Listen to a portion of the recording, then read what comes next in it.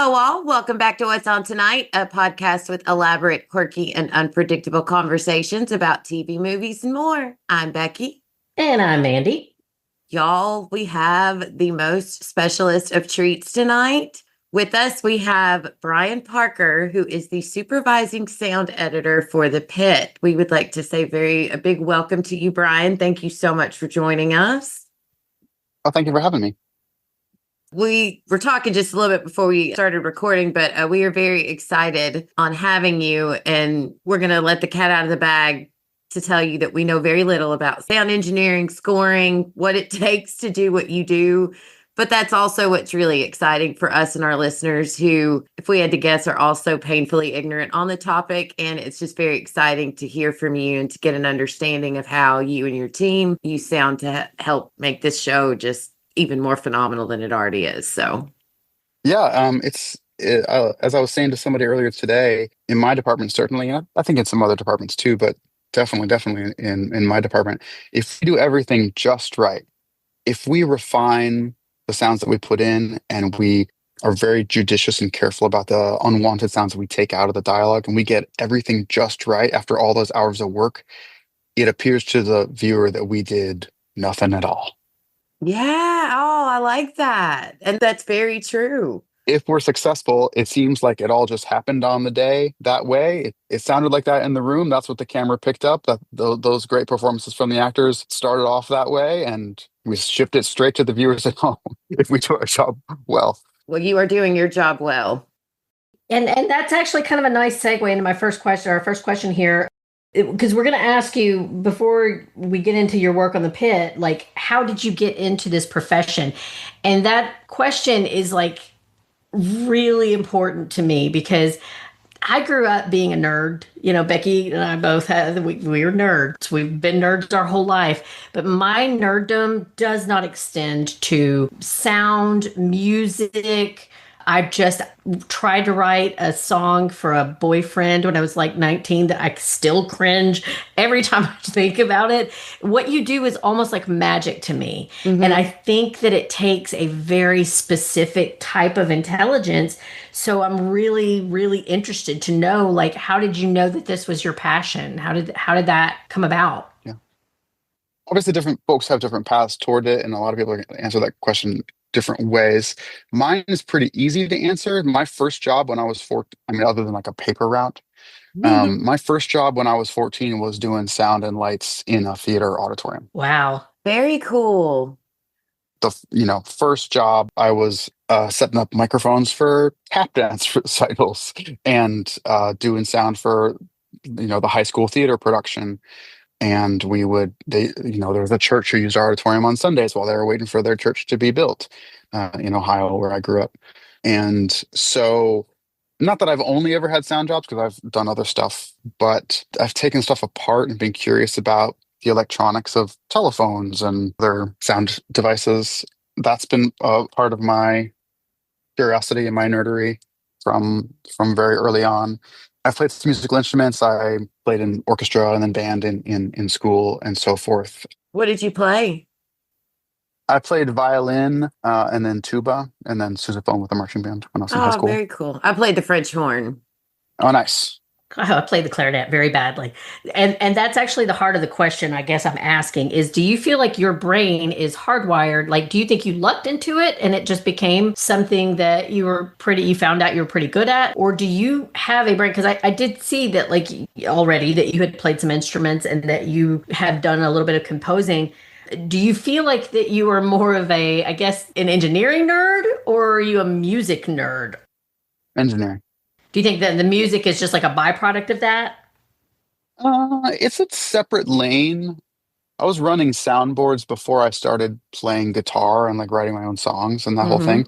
And I spent more time touring with other bands and mixing bands and running sound for jazz festivals, running sound for Irish festivals or community events. And I ran the soundboard for my church in Kent, Ohio for when I was a teenager. So I've spent more time behind knobs and faders than I have like playing guitar or piano or drums or whatever. I still enjoy those things. That's a different slice of my brain, something I enjoy like for its own purpose, not like as part of my career at all. Well, it's pretty common for people with an engineering type of mindset. And I guess that's why it feels so much like magic to me because I can't do either one. I am not mechanically inclined at all. No joke. I don't know if you've ever heard of the ASVAB. When I was a kid, it was, well, I don't know if they did it everywhere. I assume they did. When I was a kid, they would have the military come the last year or two of high school and give you this test called the ASVAB to see how inclined you were towards the military. And they would use that as a recruitment tool. We had a whole day that they would shut things down. The recruiter called to tell me basically, don't you worry your pretty little head about ever, because I did so badly on like the practical skills type of thing. And so that's why I don't know. It's very interesting to me. Most people who are in other types of arts, they're very kind of creative, esoteric types, but musicians seem to have like that function of their brain. It's tied together. Like what makes you a great engineer is also what gives you a good ear and makes you a good musician.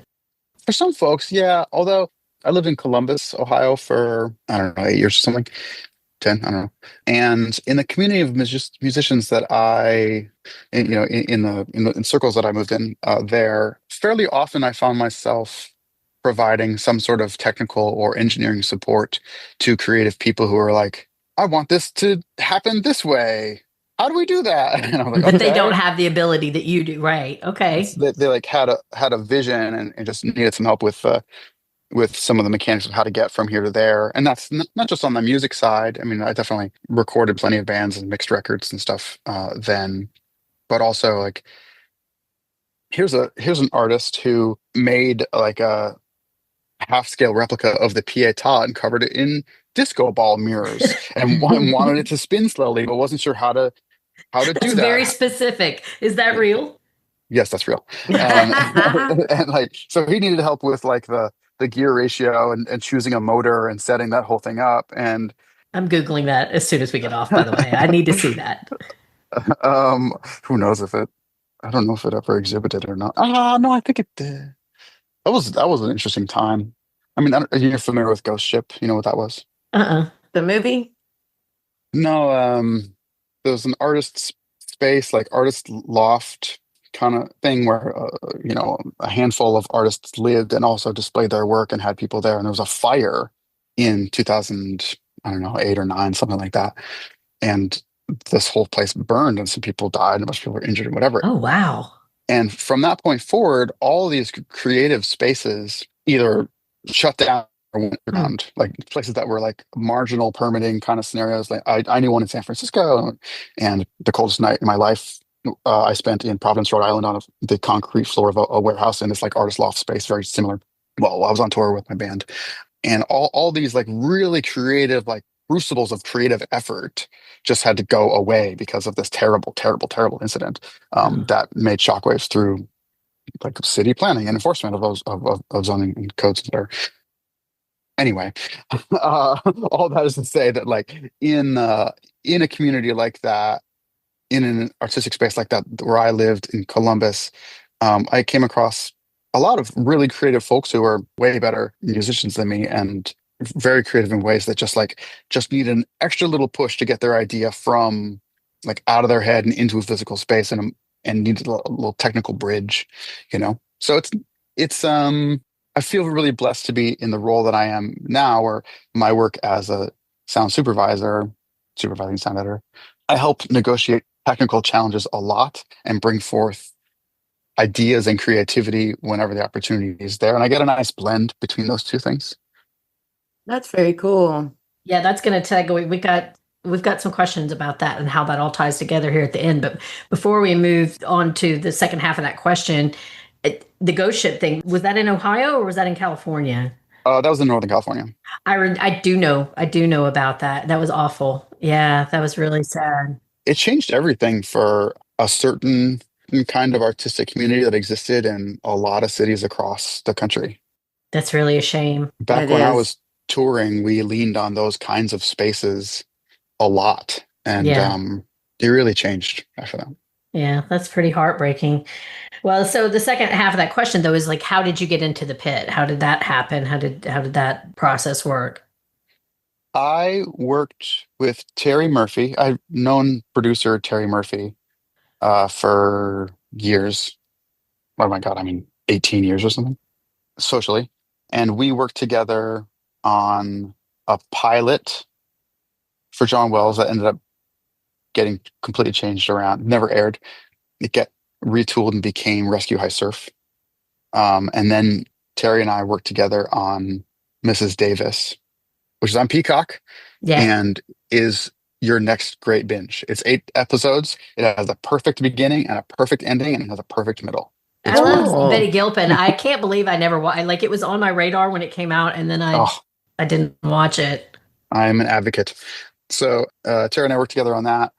And then she brought me on board for Emperor of Ocean Park, also for John Wells, with the great Sherman Payne show running. And then Terry brought me on board for the Pitt Okay. as well. Yeah. So just a really good working relationship with her. That's awesome.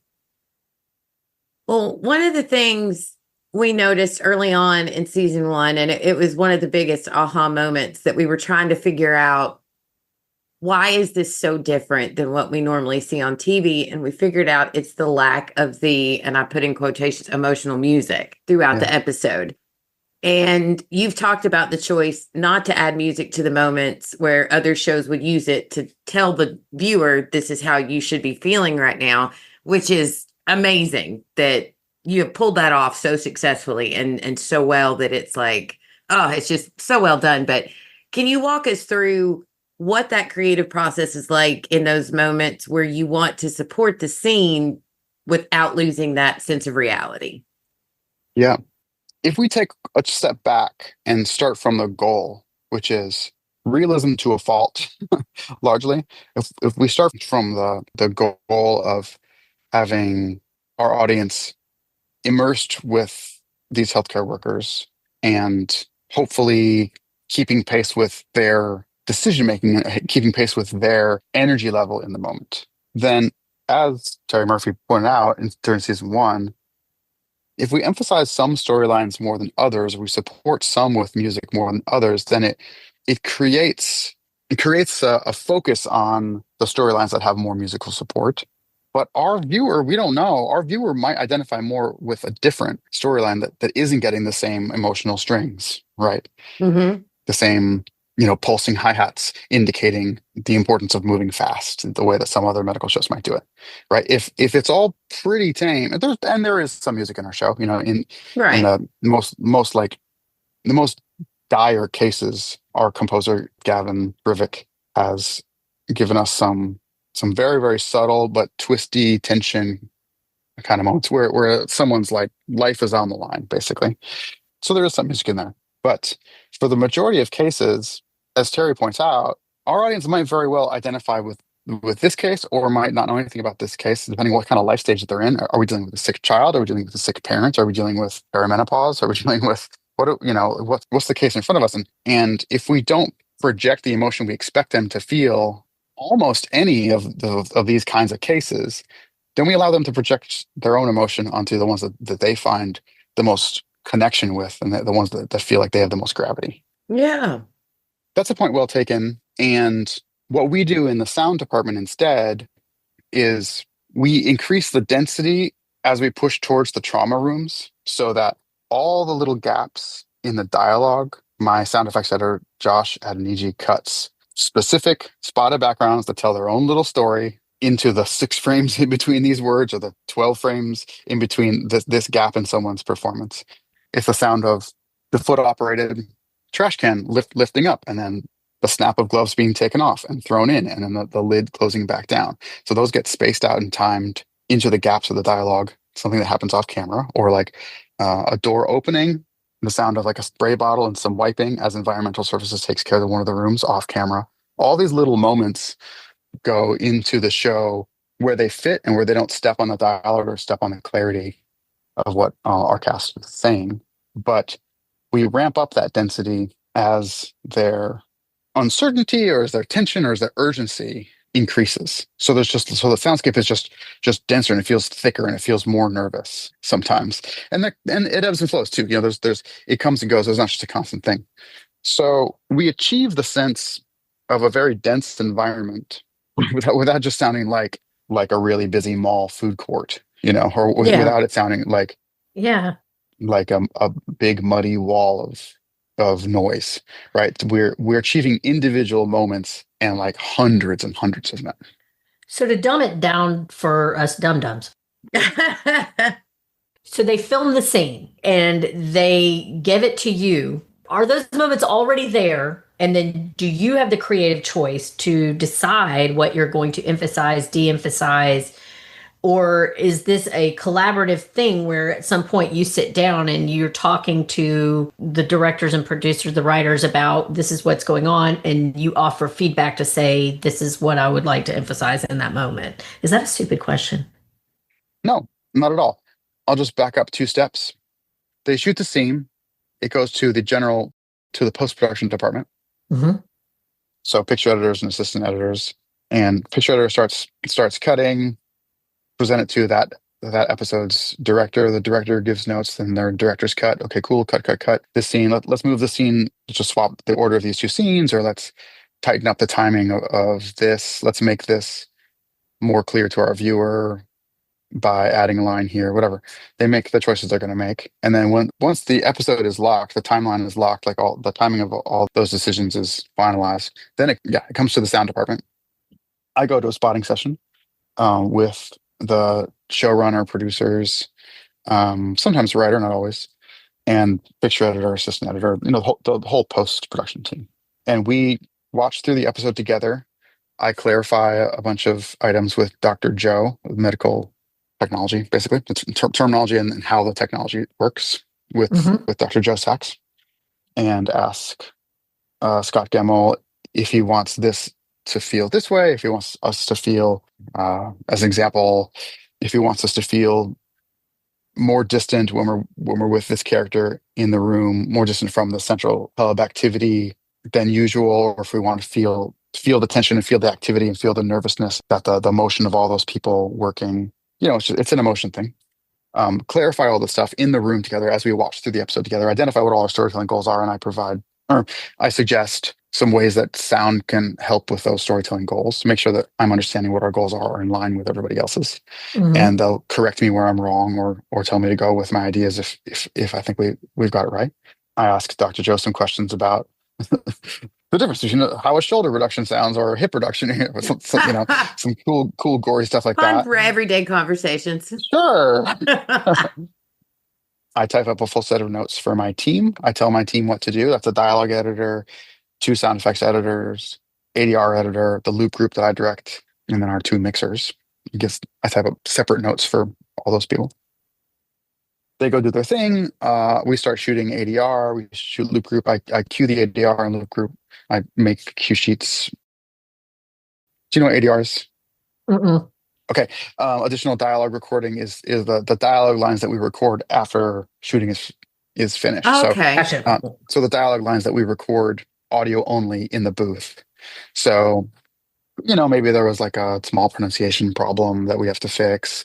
In some shows, maybe a scene got edited down and we have to just summarize more clearly for the audience to get from point A to point B. This happens all the time.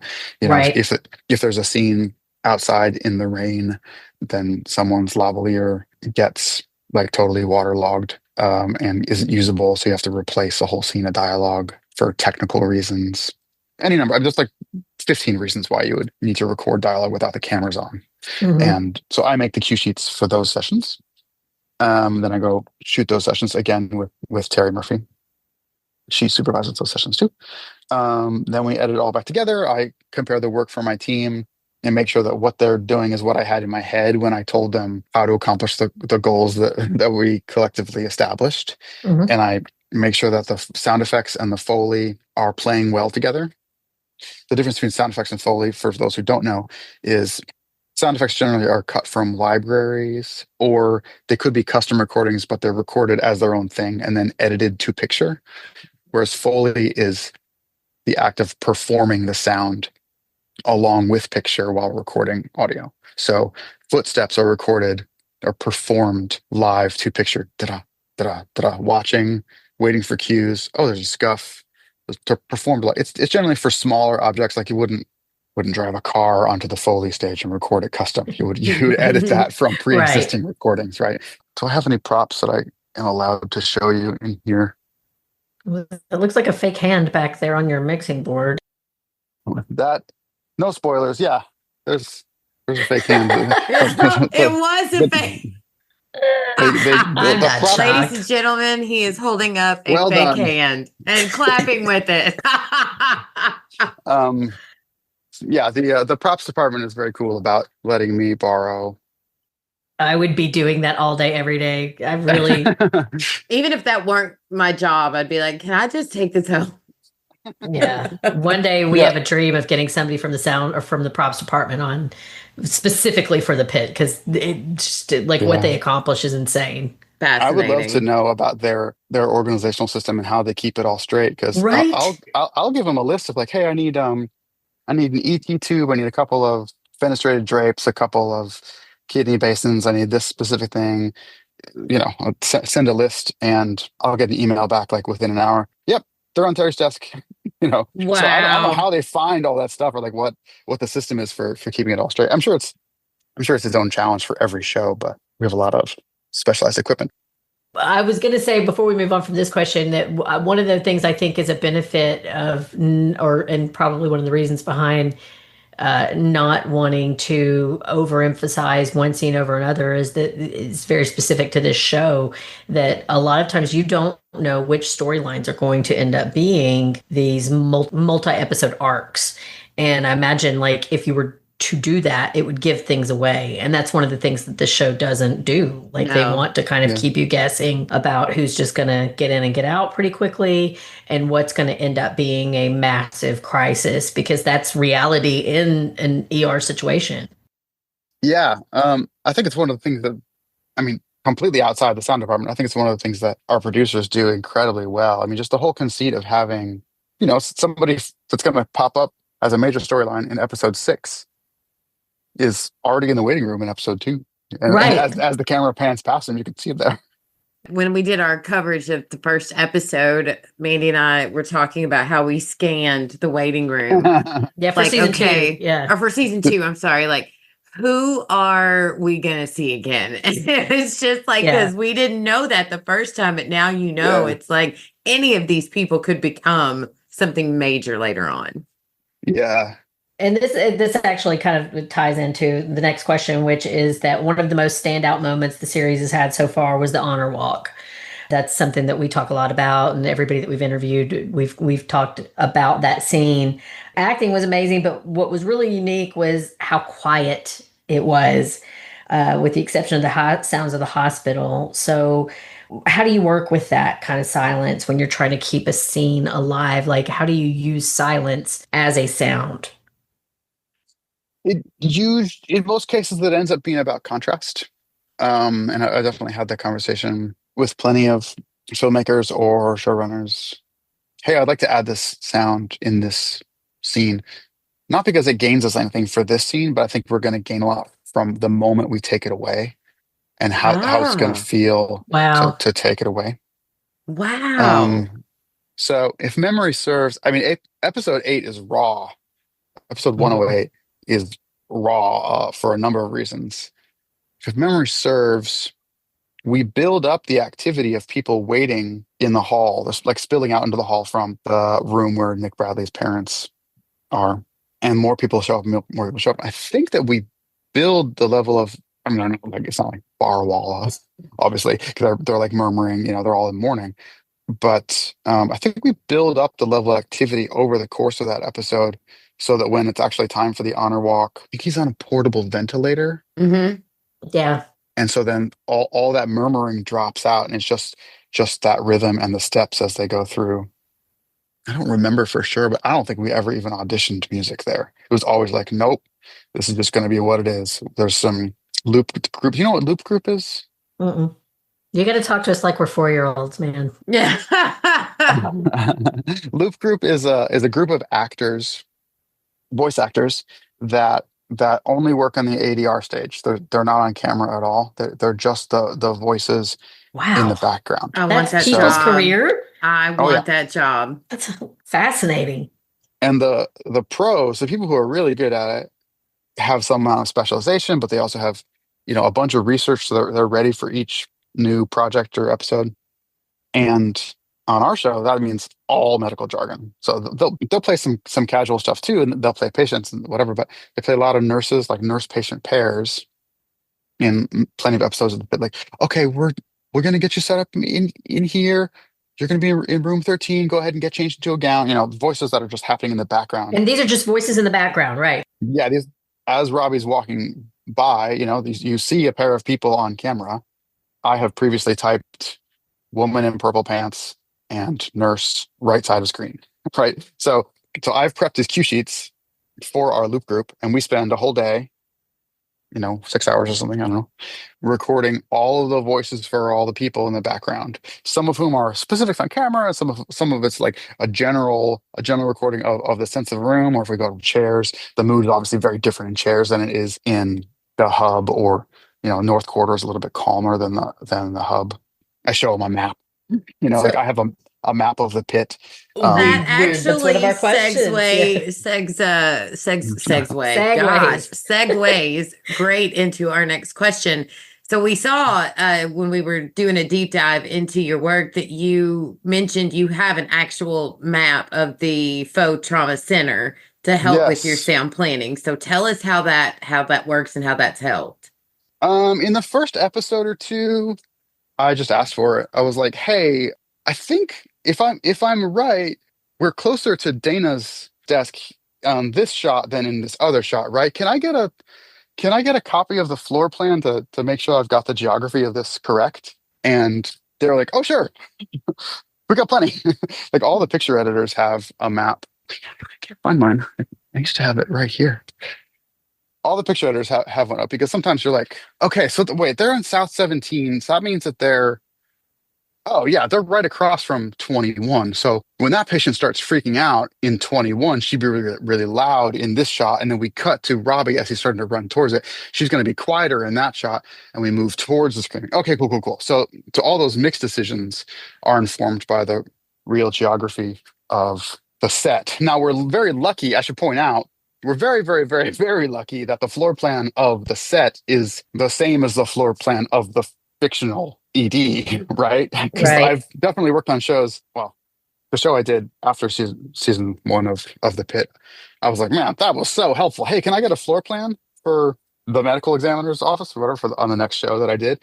And they were like, sure. Here's the floor plan for the set, and it's just like a bunch of rooms in a row. You're like, that's not helpful. For like where they shot it, like that doesn't have anything to do with the story of like how close this person's office is to that. Oh, okay. Well, yeah. Thanks anyway. Yep. Never mind. So, Yeah. so we're very, very lucky that's 1-to-1 on the Pit, and it's a very, very useful reference for that reason. And it helps us have a visual reference for all those choices we have to make for perspective, for distance. Oh, so if a voice is supposed to come from further away, then that means the volume comes down a little bit, the reverb comes up a little bit, right? Because it's echoing Right. through a larger space. Roll off some of the high end EQ, so it's not muffled exactly, but the frequencies that you hear better when you're up close aren't there anymore. You know what I mean? We have all these methods to make something sound further away or closer, and so yeah, all that informs those decisions. Wow. It's just amazing how much work goes into It goes all deep. of that. We go deep. Don't let anybody Gosh. tell you that the sound department goes shallow. No, that's like, I'm just in awe of how good at your job that you have to be able to anticipate these sorts of things. And it really pays off. That's not it. Oh, look at that. Okay, y'all. Becky's got that hanging in her bedroom too. No, I don't. I was like, can you get me one of those? He just held up a lovely photo of Season 1 Pitt poster. my sweetheart, Noah Wiley, as Dr. Robbie. I thought I had a map rolled up here somewhere. I mean, I pretty much got the thing memorized now, but it was very, very, very, very helpful season 1. Yeah, you want to find that because one day you're going to want that as memorabilia. Maybe you're not as obsessed with like keeping every little scrap and tittle of your life as I am. Yeah, we like to hang on to things. Some call it hoarding. I call it being my precious memories. Exactly. So the next question we have is that the camera is constantly moving as we follow the staff and the patients through each hour. Can you tell us how you work with the off-camera sound so that it feels like you're really in the emergency department? And I feel like you've kind of touched a little bit on that. Yeah. A lot of it has to do with that concept of perspective, because there's doors between chairs and triage, and there's doors between triage and the ED proper. But other than that, there aren't doors between the different wings. We decided as a convention that, like in the first couple episodes of season one, we decided as a convention that the North Corridor was just calmer than the central work area, or the hub, like where Dana usually hangs out, where the screens Mhm. are, where the Mhm. big boards are. That's the busiest place because Dana is the nerve center, like so many decisions come through her Mhm. and whoever she's delegating to in the moment, that we always play it that things get busier as we get closer to that area. So, whereas on a lot of television shows, you would do hard cuts between the calmer area and the more busy area, with very short fades, like maybe 2 or 4 frame fades between, and you know, Yeah. a lot of shows we would make those hard cuts. On our show, we extend those fade ins and outs by a long time, like a few seconds, so that our mixers can shape a little bit and get the transition from right in front of the ambulance bay doors. You know, we're exaggerating the difference between standing in front of like the ambulance bay doors, or the radio room where security officer Ahmad hangs out. It's probably only 25, 30 yards to where Dana stations herself. We exaggerate the sonic difference between those places, and most times. You make more of like a sonic distance than it Exactly. exists in reality. Yeah. But it's still fluid, between here and there. So it isn't a hard cut anywhere along the way, or even like Right. from north corridor to central to south. There's no hard cut anywhere. It's just like the activity of the calmer, lower toned voice people in north just like fades out, and the higher energy, talking a little bit faster people that are in central fades in over the course of the 3 seconds that it takes for McKay and Javati to walk around the corner and come in. It kind of mirrors the camera working in that way. Yeah. Absolutely. And this is the very rare show where I move the microphone in the loop group session while the actors are stationary to to track the motion of the camera. So I'll set up 4 people in North Corridor talking at a slower rate, at a lower pitch, and I'll station 4 people, you know, 10, 12 feet away in a group talking at a higher energy level. And I will swing the microphone from pointing at these people to moving away from them in the little hallway between, and then moving over and pointing towards the central hub people. And so you get the sense of that motion that tracks with the camera movement. That is incredible. To clarify what you're talking about, the loop group folks, I want to make sure I understand, and you maybe said this earlier and I missed it. I apologize if that's true, but are you guys on set when you're recording this? Are they there, or is it just like a reconstructive with just kind of the basic same acoustics using the map? The acoustics are the same. The stage where we record, the ADR stage where we record, it's a recording booth. It's just big enough to hold a lot of people. Gotcha. On a feature film, you might have 12 loop group actors. We have 8 on the pit. And that's a lot for a show, is it? Yeah, it's larger than average. It's about average. I've done some shows that were really, really budget constrained and could only afford 6 actors, and I've done some that had 8 or 10. It just varies on the show. And just to clarify that, because I'm really fascinated by that whole concept. So when we're watching the show and we see people talking in the background, are you saying like most of the time that's not the actual people, like when they're shooting the scene? They're never talking. Wow. Isn't that Yeah, crazy? Like I he's did not know inserting that. all of that. Like how Yeah. much of the machines when they're doing procedures, how much of the machines are actually being recorded as they're doing a procedure? Like it sounds to me like what you and your group do is a lot of the bulk of the sound that we hear in the show outside of the voice of the actors. So you're touching everything. Yeah, the priority for the production sound mixer, Von Varga on the pit, is only to capture the dialogue from the actors, and in fact anything else is in the way. So the beeps from heart monitor, pulse ox, the alarms that go off. We have 3 separate alarms that go off for pulse ox, for blood pressure, for heart rate, either too low or too high. And there's another alarm for when, what was that? Episode 7 or so in season 1. Somebody threw a, oh man, I'm going to forgetting some of the medical terminology that I learned. Oh no, Dr. Joe would be so disappointed. We've already established we're Um, dummies. You can call it anyway, that whatchamacallit thingy, and we're fine. there's a particular condition. It's not RPV. It's a 3-letter initialism. I forget now. Anyway, we made a special alarm for this case. Anyway, none of that's playing on set. The ventilators are not playing on set. In fact, the sound of the ambu bag, the thing that they squeeze Hmm. Yeah. to force air to help people breathe, that doesn't really get captured on set at all. We add all that. That is insane. The gurneys, very rarely, they're pretty well oiled on set. They're designed to be quiet. They've modified it to make them quiet, I believe. We add the sound of the wheels and the rattle. All that stuff is us. The way that the beds move during chest compressions, that's added. The motorized hand sanitizer, that's really happening. Yeah. Dude, wow. I'm in awe. I am in absolute awe. I can't wait to watch another episode, and I'm gonna have to probably watch 3 times before we podcast because I know at least one of those times I'm just gonna be listening. Yeah. Almost like close your eyes and just listen. I mean, it's all about control. If they modify, the classic thing is putting felt on the bottom of actors' shoes. I don't know if they do that on the pit or not. Maybe, probably. I don't know.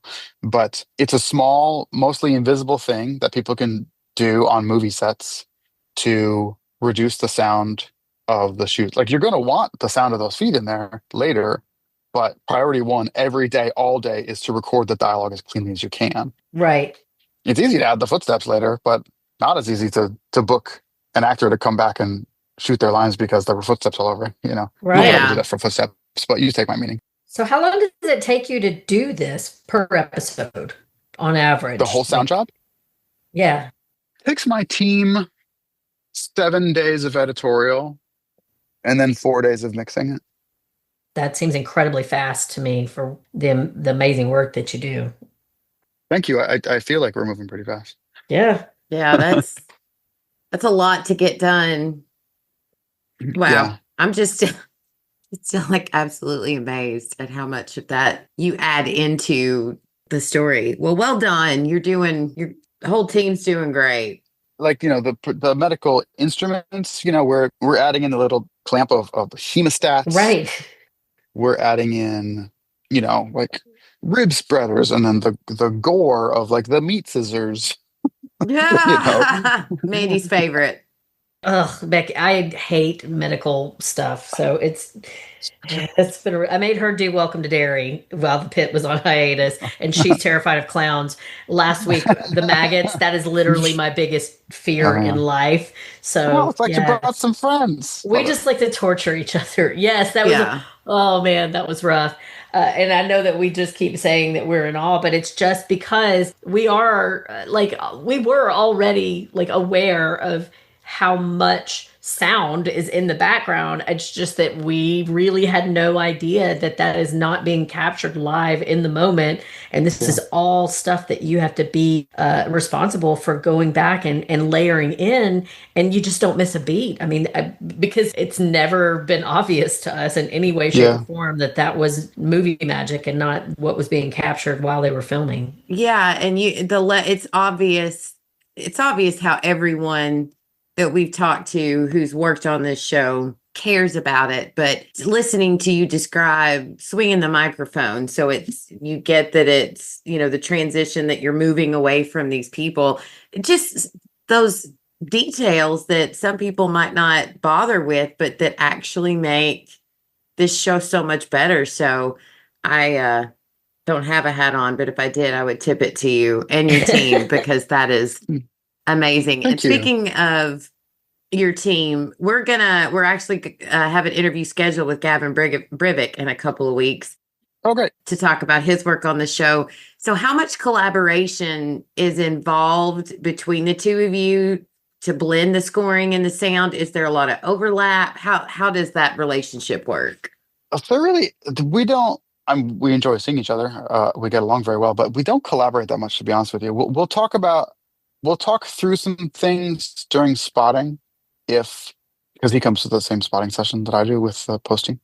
Mhm. We'll talk through some things if there's a potential conflict, if there's some more constant tone to one of the machines that he needs to be aware of when he's putting in his music. That's a place where the two sounds could rub against each other, and we want to avoid that most of the time. But by and large, because this is different on different shows, but we don't do any abstract sound design on this show. Like, everything that we do is in service of realism on this Mhm. one.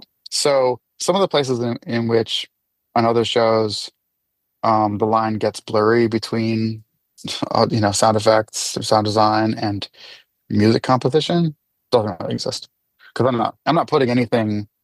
My team and I aren't putting anything into the show that wouldn't play in a hospital. We're not introducing some, like, oh, here's a textural element for the mood. Right. Like, that's not what we do. We might use the sound of I don't rule out the possibility that we would use like a sound of a slightly tonal thing, like a high flow oxygen or BiPAP or something, as a tension element, but it's not going to come anywhere near sounding like the music that Right. Gavin adds. So we don't get in each other's way on this show. I have noticed that before. Honestly, that is one of the things that, as ignorant as I am about stuff like that I have appreciated about your work in the past, is that I have definitely noticed that there are scenes where those tones, it's almost like music. Well, the honor walk was like that. Right. That was silent, but the subtle nuance and sounds. Where you chose to insert sound, it was very Yeah. obviously in service to the atmosphere. It made us feel as much as if a gorgeous emotional score was playing But behind kept you in the it. moment. So Yeah. that's a testament to y'all for doing that so when well. he is going to add music, like, do you get a script at some point that tells you like Gavin's going to have a snippet of a song here, or is that just something that's completely separate from your process that just gets done? We talk about it in spotting. We talk through the moments in spotting. That's part of what you cover in that. Got you. Okay. Yeah. And so then my team, while my team is cutting dialogue, sound effects, medical tech sound effects, Foley, ADR, and loop group, Gavin's working on composing whichever two, three, whatever, however many spots they decided they wanted some musical support. And some episodes don't have any score or music support at all, and it's just end title credit. It's just like the recap music and title Right. credits. Yeah. I think that's actually Um, more often, isn't it? I haven't really been keeping track, but it's pretty often. It's pretty common. It's just Yeah. like we don't feel like we need to cram music in just because the convention exists. We get into spotting and we're like, this scene feels like we know how tense it gets by the end, but we want to start that tension earlier. So let's try some music here. Yeah, we talk through it in spotting, and so while my team is doing all of that, Gavin's working on it, and then they come together on the mix stage. So the mix stage is the big room with the big screen, the credenza, where we can host all our producers. And you all might not know how this goes in We don't. Hollywood style. There are two mixers. One mixer is in charge of the dialogue, ADR, loop group, and the music, and one mixer is in charge of the sound effects, backgrounds, and Foley. They are on two separate sides of a mixed console. Those elements blend together, and we record the music that goes out to the people. And so, other than the music, I give those mixers every track that they're working with. And so, music shows up on day one of the mix, and that's the first time that we hear the new music composed against the picture. Again, up playing with the See episode. how it works. God, that's so cool. Yeah. I want to tell you before we move on, because I promised her I would. We were looking at your IMDb page, and I was sharing it with my daughter. She's deeply impressed for the first time in all. Oh, I think great. this is like what our ninth or 10th interview that we've done with cast from different shows. This is the first time my kid's actually impressed because you worked on Maxine and you worked on that Will Ferrell production where he was going to all of the different ballparks. Finally, she cares Oh, about. yeah, that was a long time ago. Yeah. She wanted me to ask you if you met Mia Goth. I met her. Yeah, You did? we shot her ADR in Burbank. Yeah. Yeah, she's a huge Mia Goth fan. She's been trying to get me to watch the Maxine, that series, and I just can't get into it. It's just, I like horror, but it's just a little too stylized for me, and it's just not. I would say that if you understand what the director is doing, it opens up another level of appreciation for what those movies are. Each of those is a little love letter to a style of filmmaking or an era. You know, Hmm. That's cool. I love Maxine. It's not just that I like all those movies, but in terms of the movies that I respond to most and the references that he's making in the picture, I adore Maxine They and all speak to you. the homage to 80s style slasher movies, you know. Oh, well, you know what? I didn't even try Maxine. What's the first one? Pearl? Was that the first in This the first one's series? X. Yeah, I think I tried to watch Pearl, and yeah. it just was so stylized that I couldn't really. I think I was expecting more horror and less. I don't know if camp is the right word, but I don't know. I love slasher movies, so I should try Well, you Maxine. should definitely start with X then. That would give That you a was jump more start gory. yeah, into the world. If you're if you're down with more of like a Texas Chainsaw Massacre style movie, you should start with X. Yeah, that kind of stuff is much easier for me to watch than Yeah. people having their chests ripped open and maggots under So their. cool. Yeah. So cool. And if you know anyone in the props department, please tell them we are really cool and would love to talk to them. Yeah, And I don't know if you get to mingle with craft services, but we really want to talk to somebody from craft services too. very much. Everybody talks about craft services and how amazing it is. I'm like, I want to meet the people behind craft services. That's I don't usually interact with them too much because that's more of an onset sort of thing than post. Right. Although I have been over there once or twice. I don't know anybody's name over there though. I'd just be sneaking in to get donuts or whatever it is that they have, like just free food. Yeah. No joke. I was briefly in a cult as a child, and the way that they got me was free donuts and chocolate milk. I mean, it's perfect setup. I get it. Yeah. Mandy has I'd fall stories. for that too. That's all it took. Yeah. Give me cats and I'll be there. How many puppies are in that van? Yeah. Brian just runs right in. Right. Oh yeah, Yeah. I saw your doggies on your Instagram page, and Oh I yeah. we didn't have time, but I wanted to get into your doggies because I've got three dum dums of my own. I don't know if you can see. Oh, sweeties. Yeah, Oh, the the sweeties. crazy one is upstairs watching basketball with my son right now, but I've got like my 90-pound toddler over there and my pug, who's my change of life baby. We have two cats. No, we have two dogs and five cats. I have 4 cats. A majority of our animals just showed up. Like we didn't They adopt picked them. you. Yeah, they just showed up on the porch or on, you know. There's a TikTok creator named Isabel Klee who works for a place called Muddy Paws Rescue. And she's amazing. She's one of the few good things in social media, period, ever. But she takes on like the worst of the worst cases, and she's phenomenal. Like the way that she can get these dogs back, like, that she only takes in like the worst ones that come into this rescue in New York City, and it turns their lives around and finds them new homes. And one of her dogs that went massively viral last year, named Tiki, looks a lot like one of your doggies. If you're ever bored and you do decide to be dumb and get another social media and look on TikTok, look up Isabel Clay because she's very inspiring.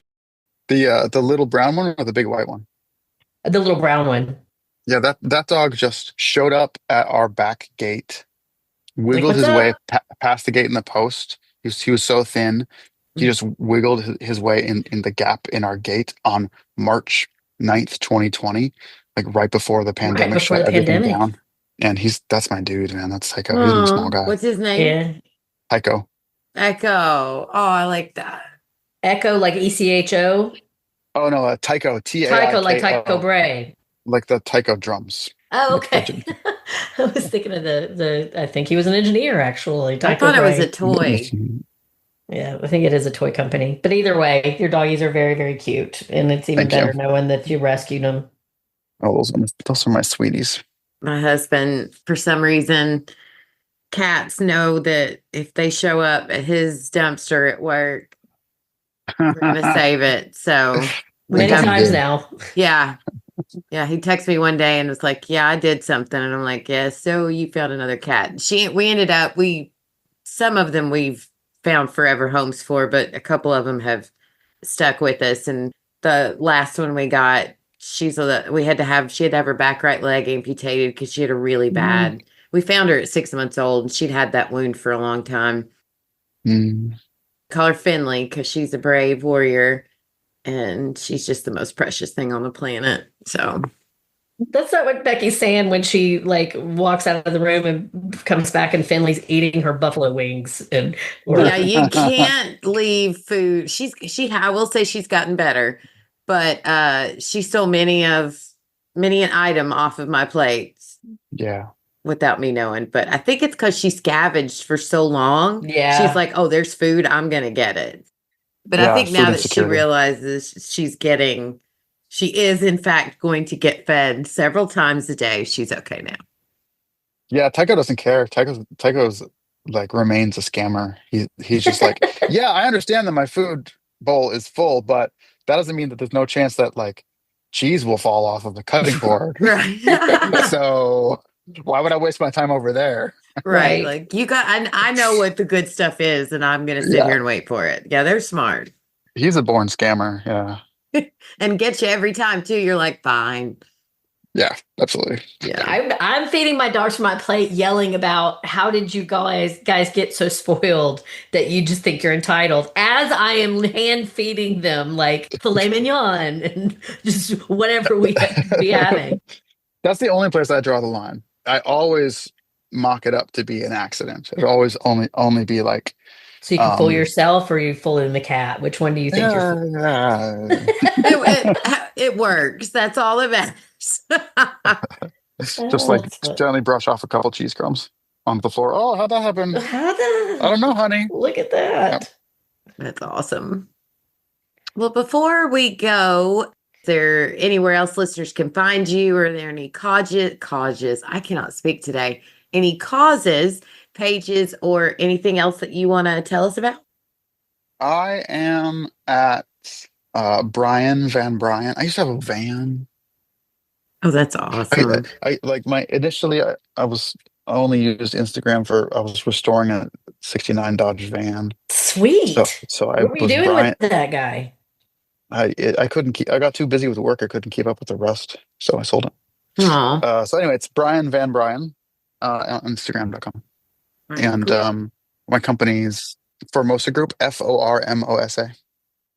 Would you like us to share? What's the name of the show? Mrs. Parker? Was that what the name Mrs. of it? Davis. Mrs. Davis. Would you like us to share? Yes. Tell people if they're looking for a watch and they just can't wait for the next episode of Pitt or whatever, they want something completely different. Tell everyone you know to watch Mrs. Davis. And where is that found? It's on Peacock. Peacock. Okay, very good. We'll include all of that in our show notes so our listeners can find you. And again, this has been. We were so nervous, but you were very cool and patient. So thank you for taking the time to explain all this. It's just fascinating. And I have a feeling us and our listeners are going to really appreciate, even more than we already do, what we watch over the next however many episodes because of this conversation. So thank you. And you're welcome back anytime. If you have anything you want, any other projects you've got or anything, just shoot us a message. And we hope to be here for a while. So let us know. Thank you so much. Well, that wraps up our interview with the amazingly talented Bryan Parker. Next up, we are going to be continuing our coverage of season 2 of The Pitt. Thank you, everyone, for listening. I'm Becky. And I'm Mandy. I'm Bryan. We'll catch you next week when we grab the remote and see what's on tonight. Bye. Bye. Bye.